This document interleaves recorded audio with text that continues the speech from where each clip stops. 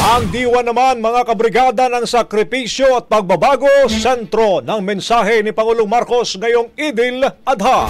Brigada Maricar Sargan, ibrigada mo! Brigada Live Report! Nakikiisa si Pangulong Ferdinand Marcos Jr. at sambayan ng Pilipino sa paggunita ng Eid al-Adha o Feast of Sacrifice.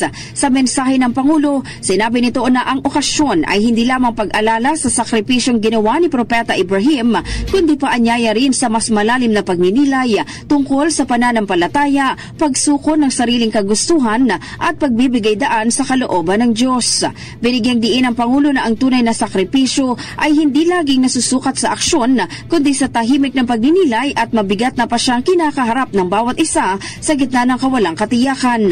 Kasabay ng pagdiriwang ng Hajj o banal na paglalakbay, pinaalalahanan din ang mga Pilipino na ang sukatan ng isang tunay na handog ay hindi sa dami kundi sa kung anong halaga ang naibabalik nito. Sa huli, umaasa ang Pangulo na magsilbing inspirasyon ang diwa ng Eid al-Adha sa lahat ng Pilipino anuman ang relihiyon upang tugunan ang hamon ng panahon at itaguyod ang kapakanan ng nakararami. In the heart of changing lives, ako sa Brigada Maricar Sargan na 105.1 Brigada News FM Manila, the Music and News Authority. Umahataw, Brigada Balita Nationwide. Ang bahaging ito ay hatid sa atin ng Standout ES4 Capsule. Simulang tuparin ang pangarap ng iyong anak. And stunting now,